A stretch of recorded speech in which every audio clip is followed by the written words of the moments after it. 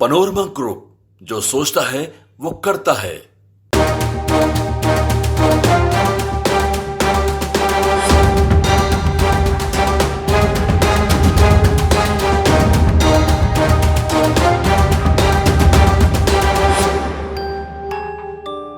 नमस्कार, आप देख रहे हैं न्यूज हाट। मैं हूं आपके साथ रितेश शर्मा। 3 जुलाई 1999 पटना के फ्रेजर रोड स्थित क्वार्टर नंबर 12 पार्किंग के पास एक कार में 2 लाश मिली। अर्धनग्न अवस्था में एक युवक था और एक युवती। पहचान शिल्पी जैन और गौतम सिंह के तौर पर हुई। दोनों पिछले 8 घंटे से लापता थे।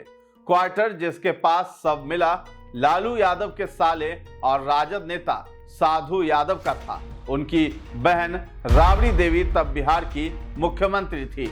आरोप लगा कि शिल्पी का गैंग रेप के बाद मर्डर हुआ है और उसके दोस्त की भी हत्या हुई है। साधु यादव का भी नाम आया। मामला सीबीआई के पास गया और क्लोजर रिपोर्ट में इसे सुसाइड बता दिया गया। अब 26 साल बाद यह मामला फिर से सुर्खियों में आया है, नए किरदारों की वजह से। जनसुराज के नेता प्रशांत किशोर ने बिहार के डिप्टी सीएम सम्राट चौधरी से पूछा है कि वो साफ करें कि इस मामले में वो आरोपी थे या नहीं। दरअसल आरोपियों में से एक का नाम राकेश कुमार बताया जा रहा है। पीके का कहना है कि राकेश कुमार ही सम्राट चौधरी हैं, लेकिन सम्राट कहते हैं कि वो कोई और राकेश है जिसका हाजीपुर में आइसक्रीम का व्यवसाय था। बहरहाल इन आरोप प्रत्यारोपों को विराम देते हुए शिल्पी गौतम हत्याकांड की कहानी जानते हैं। शिल्पी जैन और गौतम सिंह कौन थे? शिल्पी जैन पटना के बड़े कपड़ा कारोबारी उज्जवल कुमार जैन की बेटी थी। शिल्पी जैन के बारे में कहा जाता है कि उनके पिता उज्जवल जैन एक बड़े कपड़ा व्यापारी थे। पटना में उनकी एक बड़ी दुकान है कपड़े की। हम अभी स्टेशन रोड में मौजूद है और यहीं पर जो है उनकी एक बड़ी दुकान जो है आपको सामने दिखाई दे रही होगी। तो उज्जवल जैन जो है यहीं पर अपना व्यापार किया करते थे, बड़े कपड़े के व्यापारी थे और उनकी बेटी के साथ इस तरह का हादसा हुआ है। अभी भी वो न्याय की राह देखते हुए हैं, लेकिन उन्हें अभी तक न्याय नहीं मिला है। पटना विमेंस कॉलेज की स्टूडेंट रही। पढ़ाई में तेज और खूबसूरती में आगे रहने वाली शिल्पी ने साल 1998 में मिस पटना का खिताब भी जीता था। तब पटना एडिशन के हर अखबार में उनकी तस्वीर आई। कॉलेज पास आउट होने के बाद कंप्यूटर कोचिंग करने लगी। वहीं गौतम सिंह एक संपन्न परिवार से थे। गौतम के पिता बीएन सिंह लंदन में डॉक्टर थे। पूरा परिवार वहीं रहता, लेकिन 27 साल के गौतम पटना में अकेले रहते थे। वजह थी राजनीति। गौतम सिंह की शिल्पी जैन से पुरानी दोस्ती थी। दोनों की मुलाकात धीरे धीरे दोस्ती और फिर प्यार में तब्दील हो गई। दरअसल गौतम राष्ट्रीय जनता दल के यूथ विंग से जुड़े हुए थे और उस वक्त सूबे में इसी पार्टी की सरकार थी। गौतम चुनावी राजनीति में एंट्री की फिराक में थे और इसके लिए वे साधु यादव के भरोसे थे। वही साधु यादव जो तत्कालीन सीएम राबड़ी देवी के भाई हैं। उन पर और उनके भाई सुभाष यादव पर डिफैक्टो सीएम होने के आरोप लगते रहते थे। ये सब जब हो रहा था उस वक्त लालू यादव चारा घोटाले के आरोप में जेल में बंद थे। इन दिनों बिहार की राजनीति में शिल्पी गौतम हत्याकांड मामले की चर्चा खूब हो रही है। कई नेताओं का जिक्र भी आ रहा है। अब आप कहेंगे कि हम राबड़ी आवास के सामने से ये सब बातें क्यों बोल रहे हैं? कारण ये है कि जिस समय 1999 में ये घटना घटी थी, साधु यादव इसी राबड़ी आवास में रहा करते थे और यहीं से जो है सरकार चलाया करते थे। आपको पता है कि उस समय राबड़ी देवी मुख्यमंत्री हुआ करती थी। 3 जुलाई 1999 को पटना के फ्रेजर रोड क्वार्टर नंबर 12 के पास एक पार्किंग में जो है एक कार के अंदर एक लड़के और एक लड़की के अर्धनग्न अवस्था में शव मिले थे, जिससे पूरे बिहार में हड़कंप मच गया था। ये क्वार्टर लालू प्रसाद यादव के साले और सत्तारूढ़ राजद के विधायक साधु यादव का था। शवों की पहचान शिल्पी और गौतम के रूप में हुई थी।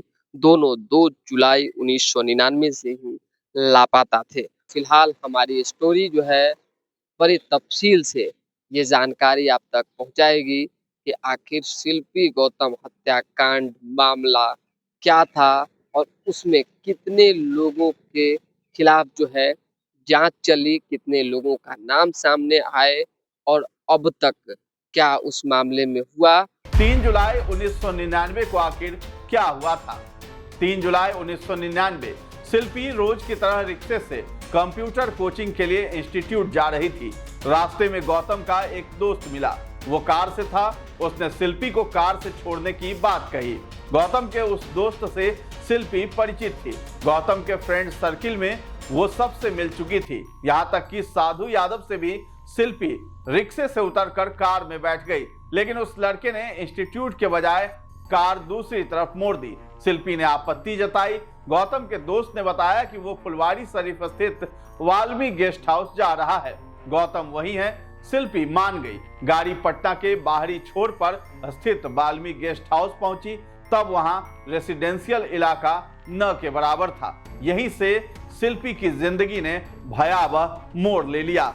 इधर गौतम को जैसे ही खबर मिली कि शिल्पी को वाल्मी गेस्ट हाउस ले जाया गया है, वो फौरन वहां पहुंचता है, क्योंकि उसे पता था कि वाल्मी सत्ताधारी दल के कई नेता और उनके शागिर्दों के लिए अय्याशी का अड्डा था। गेस्ट हाउस के भीतर क्या हुआ, ये पब्लिकली उस घटना से जुड़े किसी शख्स ने सामने आकर नहीं बताया, लेकिन उस दौर की तमाम मीडिया रिपोर्ट, पुलिस सूत्र और घटना को कवर करने वाले रिपोर्ट्स के नोट्स के आधार पर जो चीजें सामने आई, वो कहानी हम आपको बता रहे हैं। गेस्ट हाउस में गौतम को पीटा गया और शिल्पी का रेप हुआ था। गौतम गेस्ट हाउस पहुंचा तो देखा कि शिल्पी के साथ जबरदस्ती की जा रही थी। उसके कपड़े उतरे हुए थे और वो रो रही थी। गौतम की आंखों के सामने भी उसके साथ जबरदस्ती हुई। गौतम ने बचाने की कोशिश की तो वहां मौजूद लोगों ने उसे मजबूती से जकड़ लिया। हाथ, पैर और जूतों से बुरी तरह से पिटाई की गई। गौतम ने कई सफेदपोश नेताओं का भंडाफोड़ करने की धमकी दी और उसके बाद शिल्पी के साथ गौतम को भी मौत के घाट उतार दिया गया। साधु यादव के क्वार्टर के पास मिली थी लाश। शिल्पी जब ट्यूशन के टाइम से काफी देर बाद तक घर नहीं पहुंची तो परिवार वाले परेशान हो गए। तलाश शुरू हुई। जानने वालों के घरों के दरवाजे खटखटाए, पता नहीं चला तो शाम 7 बजे पुलिस स्टेशन पहुंच गए। मिसिंग रिपोर्ट दर्ज कराई। पुलिस जांच शुरू करती इससे पहले रात लगभग 9:30 बजे एक सूचना मिली। पटना के गांधी मैदान के पास विधायकों के कई क्वार्टर्स हैं। उनमें एक क्वार्टर साधु यादव का था। उस वक्त साधु यादव एमएलसी थे। क्वार्टर के बिल्कुल लगते हुए एक बंद पड़ी पार्किंग गैराज थी। उसका शटर बाहर से लगा हुआ था। किसी ने गांधी मैदान पुलिस थाने को खबर दी कि इस बंद गैराज में 2 लोगों की लाश पड़ी है। पुलिस मौके पर पहुंचती है तो देखती है कि कार में एक युवक और एक युवती की लाश पड़ी है। गाड़ी का नंबर था BR 1J5001। लाश की पहचान गौतम और शिल्पी के तौर पर हुई। गौतम सिर्फ पैंट पहने हुए था, वहीं शिल्पी के शरीर पर केवल टी-शर्ट था, वो भी गौतम का। बाकी कपड़े गाड़ी में जहां तहां बिखरे हुए थे। साधु यादव ने पहुंचकर हंगामा भी करना शुरू कर दिया। गौतम और शिल्पी की डेड बॉडी जिस क्वार्टर के गैराज में मिली वो साधु यादव का था। पुलिस घटना स्थल पर जांच कर रही थी। तभी लगभग आधे घंटे बाद साधु यादव अपने समर्थकों के साथ वहां आ धमके और हंगामा करना शुरू कर दिया। पुलिस जब घटना स्थल पर पहुंची तब उसे पता नहीं था कि जो लाश अंदर है वो शिल्पी और गौतम की है। ऐसे में पुलिस के पहुंचने के आधे घंटे बाद ही साधु यादव का पहुंच जाना हैरान करने वाला था। तब तक पुलिस ने किसी को इस बात की खबर नहीं दी थी। आज तक इस बात का भी खुलासा नहीं हो पाया कि पुलिस को लाश की सूचना देने वाला कौन था। तो बिना पोस्टमार्टम के ही पुलिस ने आत्महत्या बता दिया था। गांधी मैदान थाने की पुलिस ने इसके बाद जो किया वो अनप्रोफेशनलिज्म की पराकाष्ठा थी। उन्होंने कार से दोनों लाशों को बाहर निकाला और उन्हें पोस्टमार्टम के लिए भेज दिया। जिस गाड़ी में लाश मिली उसको एक सिपाही ड्राइव करके थाने ले गया। इसके चलते उस गाड़ी के सारे फिंगरप्रिंट्स बदल गए। पुलिसिया कार्रवाई के दौरान दूसरे सबूतों की भी टैंपरिंग हुई। उसी रात जल्दबाजी में शिल्पी और गौतम का पोस्टमार्टम हुआ और सबका अंतिम संस्कार भी कर दिया गया। गौतम के पिता तब लंदन में थे। उन्हें इस बात की जानकारी तक नहीं दी गई। जब वे पटना आए तब उनके बेटे का अंतिम संस्कार हो चुका था। पुलिस के इस रवैये को लेकर सवाल उठे कि आखिर इतनी जल्दबाजी क्यों बरती गई। ये वही अपार्टमेंट है जिसमें शिल्पी जैन के जो है पिता उज्जवल जैन रहा करते हैं और 1999 का ये मामला था और शिल्पी गौतम जो है उनका एक अर्धनग्न अवस्था में जो है पटना में सब मिलता है और आरोप लगता है तत्कालीन मुख्यमंत्री राबड़ी देवी के भाई साधु यादव पर। तो ये वही अपार्टमेंट है, पटना में ये बड़ा सा अपार्टमेंट है, इसी में उज्जवल जैन जो है वो रहा करते हैं और अभी तक जो है न्याय की गुहार लगा रहे हैं, लेकिन उन्हें अभी तक उनकी बेटी को ना इंसाफ मिला है ना उन्हें न्याय मिला है। गांधी मैदान थाने की पुलिस ने पोस्टमार्टम रिपोर्ट आए बिना ही इस घटना को आत्महत्या बता दिया। तत्कालीन सिटी एसपी मनविंदर सिंह भाटिया ने कहा कि कार्बन मोनोऑक्साइड पॉइजनिंग से दोनों की डेथ हुई है, यानी दम घुटने से। इसे मेडिकल साइंस की भाषा में एस्फाइक्सिएशन बोलते हैं। उन्होंने ये भी दावा किया कि इस दौरान दोनों कार में यौन संबंध बना रहे थे। पोस्टमार्टम और विसरा रिपोर्ट आने से पहले ही सिटी एसपी भाटिया के इन बयानों को लेकर विपक्ष ने हंगामा कर दिया।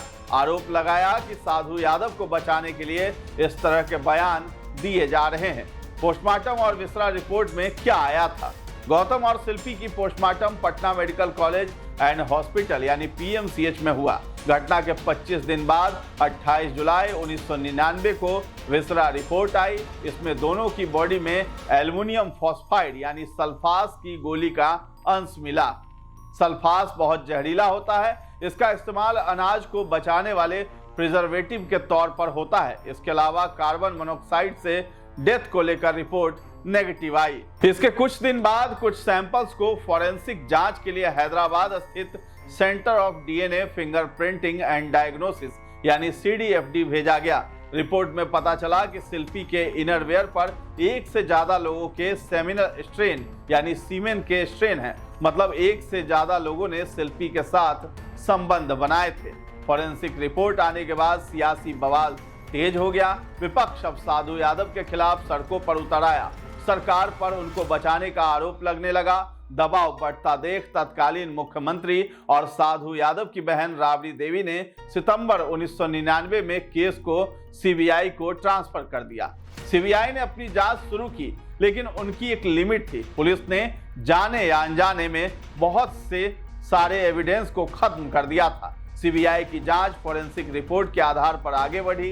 एजेंसी ने गौतम के दोस्तों के ब्लड सैंपल लेने शुरू किए ताकि इनरवेयर पर पाए गए सीमेन को मैच कराया जा सके। गौतम के 5 दोस्त मनीष, राकेश, पंकज, एसपी सिंह और अशोक यादव के ब्लड सैंपल को सीडीएफडी भेजा गया, लेकिन किसी का डीएनए मैच नहीं हुआ। जांच में गौतम के जिन दोस्तों के ब्लड सैंपल लिए गए थे, इनमें एक राकेश भी था। बताया जाता है कि वो हाजीपुर का रहने वाला था और उनका आइसक्रीम का बिजनेस था। लेकिन जिस कार में शिल्पी और गौतम की लाश मिली थी वो राकेश का था, लेकिन डीएनए टेस्ट में उसकी संलिप्तता का कोई सीधा सबूत नहीं मिला। शिल्पी के एक चाचा सजल कुमार जैन का भी डीएनए टेस्ट हुआ, लेकिन सैंपल मैच नहीं हुआ। इस बीच सीबीआई ने कई बार साधु यादव से अपना ब्लड सैंपल देने को कहा, लेकिन उन्होंने इनकार कर दिया। तर्क दिया उनके खिलाफ साजिश रची जा रही है। अगर ब्लड सैंपल दिया तो उनके खिलाफ बड़ा गेम हो जाएगा।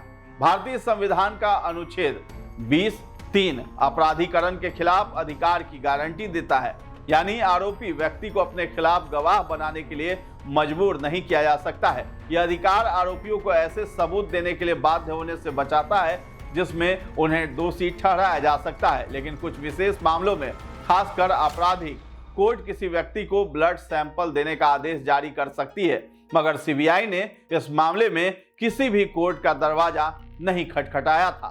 तो सीबीआई ने दाखिल किया क्लोजर रिपोर्ट। सीबीआई ने सितंबर 1999 से 2004 के आखिर तक मामले की जांच की। इस दौरान केंद्रीय एजेंसी साधु यादव से सैंपल देने का अनुरोध करती रही और साथ में दूसरे एंगल को भी एक्सप्लोर करती रही। सीबीआई शिल्पी और गौतम के दोस्त परिवार और सगे संबंधियों से उनके दोस्तों और दुश्मनों की जानकारी निकालने की कोशिश में जुटी रही, लेकिन एजेंसी के मुताबिक उनको कोई ऐसी लीड नहीं मिली जिससे हत्या का एंगल एक्सप्लोर किया जा सके। फॉरेंसिक जांच में शिल्पी के इनरवियर पर 2 सेमिनल स्ट्रेन मिले थे। उनमें से एक तो गौतम का था, लेकिन दूसरा किसका था ये पता नहीं लग सका। फॉरेंसिक एक्सपर्ट के मुताबिक सेमिनल स्ट्रेन की एज आइडेंटिफाई नहीं की जा सकती, यानी ये दोनों स्ट्रेन एक ही समय के थे या अलग अलग, ये पता लगाना मुमकिन नहीं था। साल 2004 के आखिर में सीबीआई ने इस मामले में क्लोजर रिपोर्ट पेश की। क्लोजर रिपोर्ट में लिखा गया, मृतक शिल्पी जैन के इनरवियर में अज्ञात व्यक्ति के सेमिनल स्ट्रेन जरूर मिले, लेकिन उनके शरीर पर नहीं, जो दर्शाता है कि सीमेन के दाग पहले के थे और संघर्ष के कोई निशान नहीं है। वैज्ञानिक साक्ष्य और घटनाओं की क्रोनोलॉजी स्पष्ट संकेत देता है कि आत्महत्या का मामला है। दोनों की मृत्यु एल्युमिनियम फॉस्फाइड यानी पॉइजनिंग के चलते हुई है। यह अंतिम रिपोर्ट धारा 173 सीआरपीसी के तहत माननीय न्यायालय के समक्ष दायर की जा रही है। प्रार्थना है कि इस रिपोर्ट को रिकॉर्ड पर लिया जाए और मामले को बंद करने की अनुमति दी जाए। तो कई सवाल जो अनसुलझे रह गए, सीबीआई के इस फैसले से कई सवाल अनसुलझे रह गए। कोई अर्धनग्न होकर आत्महत्या क्यों करेगा? पुलिस को किसने बताया कि साधु यादव के आवास के गैराज में 2 लाश पड़ी हैं? साधु यादव को किसने सूचना दी जो वो पुलिस के पहुंचने के तुरंत बाद वहां पहुंच गए? घटनास्थल से गाड़ी को टो यानी उठा करके ले जाने के बजाय चलाकर थाने क्यों ले जाया गया? पुलिस को अंतिम संस्कार और पोस्टमार्टम कराने की इतनी जल्दी क्यों थी? और साधु यादव ने डीएनए जांच के लिए मना किया तो सीबीआई ने कोर्ट का दरवाजा क्यों नहीं खटखटाया? तो ये तमाम सवाल जो है अनसुलझे रह गए हैं। तो शिल्पी के भाई ने केस खुलवाना भी चाहा था तो उसकी किडनैपिंग हो गई थी। सीबीआई के क्लोजर रिपोर्ट दाखिल करने पर जमकर हंगामा हुआ। शिल्पी के भाई प्रशांत जैन इस फैसले के खिलाफ थे। साल 2005 के आखिरी महीने में उन्होंने पटना हाईकोर्ट में रीट पिटीशन फाइल किया, लेकिन 5 जनवरी 2006 को उनको किडनैप कर लिया गया था। पुलिस में एफआईआर लिखवाई गई, लेकिन 1 हफ्ते के बाद अपराधियों ने उन्हें खुद ही छोड़ दिया था। इसके बाद प्रशांत जैन ने कभी उस रीट पिटीशन को फॉलो नहीं किया, यानी मामला हमेशा के लिए पूरी तरह से क्लोज हो गया। अब जनसुराज पार्टी के प्रमुख प्रशांत किशोर ने उप मुख्यमंत्री सम्राट चौधरी पर गंभीर आरोप लगाया है कि वे शिल्पी जैन गौतम सिंह केस में जुड़े थे और उस समय उनका नाम राकेश कुमार था। सम्राट चौधरी ने इन आरोपों को सिरे से नकारते हुए कहा है कि यह शख्स कोई और था। इस पर जो है हमारी टीम ने पूर्व डीजीपी रहे अभयानंद से भी बातचीत की है। सम्राट चौधरी और प्रशांत किशोर को लेकर के क्या कुछ कहते हुए नजर आ रहे हैं, अभयानंद आप भी पहले सुनिए। इन दिनों बहुत आरोप प्रशांत किशोर लगा रहे हैं एनडीए के नेताओं पे। उसमें भाजपा के सम्राट चौधरी भी हैं, दिलीप जायसवाल, संजय जायसवाल, मंगल पांडे, फिर उधर अशोक चौधरी। तो उसमें आपका एक बयान आया कि बोन टेस्ट होना चाहिए एक नेता को। चाहिए नहीं है, बोन टेस्ट कराया जा सकता है।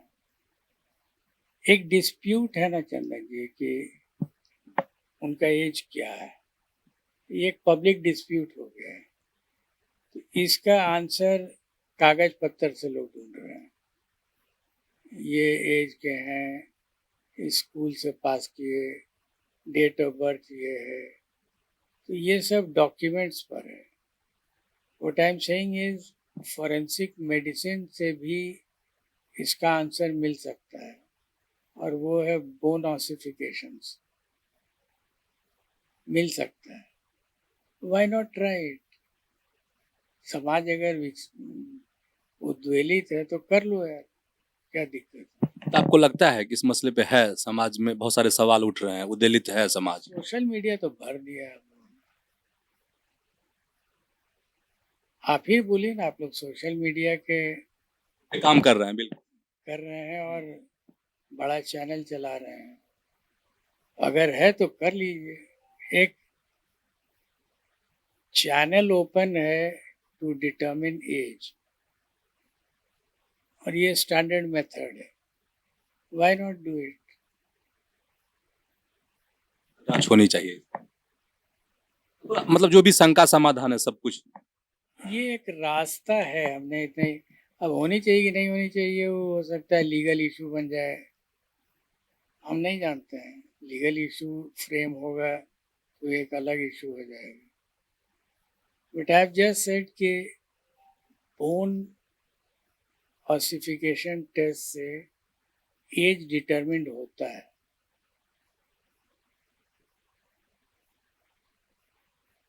तो सर जिनको जो पीड़ित परिजन हैं ऐसे मामलों में, तो उनके परिजन को तो अभी न्याय मिलने की उम्मीद है अगर चाहे तो, जिस तरीके से मामले उठ रहे हैं?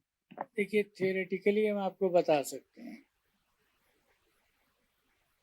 एक बार कोई क्रिमिनल केस स्टार्ट हो गया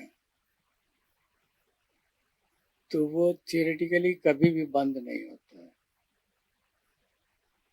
एक भी नया फैक्ट आ जाएगा, फिर से जांच हो सकती फिर से जांच हो सकती है। कोर्ट से परमिशन लेना होगा, ले लीजिए, कीजिए। बता दें कि प्रशांत किशोर ने प्रेस कॉन्फ्रेंस कर इस केस को फिर से उठाया है। उन्होंने दावा किया है कि जांच में आया राकेश दरअसल आज के उप मुख्यमंत्री सम्राट चौधरी थे। उन्होंने कहा है कि सीबीआई ने उनका ब्लड सैंपल लिया था और केस से उनका सीधा संबंध था। प्रशांत किशोर ने दावा किया कि सम्राट चौधरी का पुराना नाम राकेश कुमार था और सीबीआई ने उनका ब्लड सैंपल लिया था। प्रशांत किशोर ने मांग की है कि सम्राट चौधरी को नीतीश सरकार से तुरंत बर्खास्त कर गिरफ्तार किया जाए। उन्होंने कहा है कि सम्राट चौधरी अगर इनकार करें तो वो सीबीआई के डॉक्यूमेंट्स भी जारी करेंगे। उन्होंने नीतीश कुमार को चैलेंज दिया है कि बीजेपी जदयू गठबंधन जंगल राज 2.0 चला रहा है और जनसुराज पार्टी गवर्नर से मिलकर सम्राट चौधरी की नीतीश मंत्रिमंडल से हटाने की मांग करेगी। इस बीच आरोप प्रत्यारोप के दौर चलने लगे हैं, लेकिन असली राकेश कौन था यह भी रहस्य बना है। प्रशांत किशोर ने शिल्पी गौतम केस से सम्राट को जोड़ते हुए कहा कि यह सिर्फ हत्या के अभियुक्त नहीं है। आपने शिल्पी गौतम की कहानी सुनी होगी, जब लालू यादव के जंगल राज का चरम था तब का वो केस याद करिए। आरोप लगा था कि एक डॉक्टर के लड़के यानी गौतम को और शिल्पी के साथ सामूहिक बलात्कार के बाद उनकी हत्या कर दी गई थी। साधु यादव पर उसका आरोप लगा था। बड़ा हंगामा हुआ, सीबीआई में केस गया। क्या उप मुख्यमंत्री सम्राट चौधरी उर्फ राकेश कुमार उर्फ सम्राट कुमार मौर्य उस केस में संदिग्ध अभियुक्त के तौर पर नामजद थे या नहीं, ये मीडिया को वो बता दे, उसके बाद हम दस्तावेज जारी करेंगे। राजद गैंग का हिस्सा थे, वो बताएं कि सीबीआई ने आपकी जांच अभियुक्त के तौर पर की थी या नहीं, आपके सैंपल टेस्ट लिए गए थे या नहीं, आपकी घटना में क्या संलिप्तता है नहीं है ये बताइए। लालू का प्रभाव था, साधु यादव को बचाने के लिए केस को बंद कर दिया गया। तब के राकेश और आज के सम्राट बताएं कि उस केस में क्या भूमिका थी, वो नामजद थे या नहीं थे, और थे तो उसकी जानकारी सार्वजनिक क्यों नहीं की। बता दें कि गौतम सिंह आरजेडी में सक्रिय थे और साधु यादव के करीबी थे। पुलिस ने इसे सुसाइड केस बताया, जिसकी जांच पर सवाल उठे तो राबड़ी देवी ने केस सीबीआई को सौंपा। सीबीआई ने 2003 में दोनों मौत को आत्महत्या बताकर कोर्ट में क्लोजर रिपोर्ट लगा दिया था। तब राज्य में विपक्ष का बड़ा चेहरा रहे भाजपा नेता सुशील मोदी ने शिल्पी गौतम केस को लेकर कई तरह के आरोप लगाए थे। आरोप लगा था कि शिल्पी के कपड़ों पर एक से अधिक पुरुषों के वीर्य के निशान मिले हैं। सीबीआई ने क्लोजर रिपोर्ट में इसे पसीने का निशान बता दिया था। सीबीआई ने साधु से डीएनए सैंपल मांगा था, लेकिन उन्होंने इनकार कर दिया। शिल्पी जैन के परिवार ने इस केस को ऊपरी अदालत में ले जाने की बात कही थी। 2006 में उनके भाई प्रशांत जैन को अगवा भी किया गया, वो कुछ दिन बाद छूट कर आ भी गए थे। शिल्पी गौतम केस में सीबीआई रिपोर्ट को परिवार ने चुनौती दी या नहीं, इसकी कोई जानकारी नहीं मिल पा रही है। आरोप प्रत्यारोप की इस जंग ने 26 साल पुराने घाव को ताजा कर बिहार की सियासत में हलचल मचा दी है। इन सब के बीच असली राकेश कौन था, ये सवाल अब भी रहस्य है। बहरहाल इस विवाद ने चुनावी माहौल को गरमा दिया है और पुराने घाव को फिर से ताजा कर दिया है। अब सम्राट चौधरी ने प्रशांत किशोर पर पलटवार करते हुए कहा है कि जिस आरोपी राकेश की जांच हुई थी वो नहीं है और पीके सिर्फ सियासी फायदा उठाना चाहते हैं। सम्राट चौधरी ने इन आरोपों को साफ शब्दों में खारिज करते हुए कहा है कि जांच वाला राकेश वे नहीं बल्कि हाजीपुर का आइसक्रीम वाला बिजनेसमैन था। उनका कहना है कि पीके सिर्फ चुनाव से पहले राजनीति चमकाने के लिए पुराने मामलों को तोड़ मरोड़ कर सामने ला रहे हैं। सम्राट चौधरी ने प्रशांत किशोर पर भ्रष्टाचार के आरोप भी लगाए और कहा कि वे कोर्ट में जाकर अपनी बेगुनाही साबित करेंगे। दरअसल शिल्पी गौतम केस में सम्राट चौधरी का डायरेक्ट नाम चार्जशीट में नहीं आया था, जबकि शिल्पी जैन का परिवार आज भी न्याय की मांग कर रहा है। जबकि प्रशांत किशोर के कॉन्फिडेंशियल डॉक्यूमेंट्स पर सवाल हैं। अगर प्रूफ है तो सार्वजनिक करना चाहिए। क्या राजनीतिक लाभ के लिए प्रशांत किशोर ने 3 दशक पुराने मुद्दे को खोद कर निकाला है? अब सम्राट चौधरी ने संकेत दिया है कि ये विवाद कोर्ट में भी जा सकता है। चुनाव से पहले ये विवाद बिहार की राजनीति में बड़ा मुद्दा बन गया है।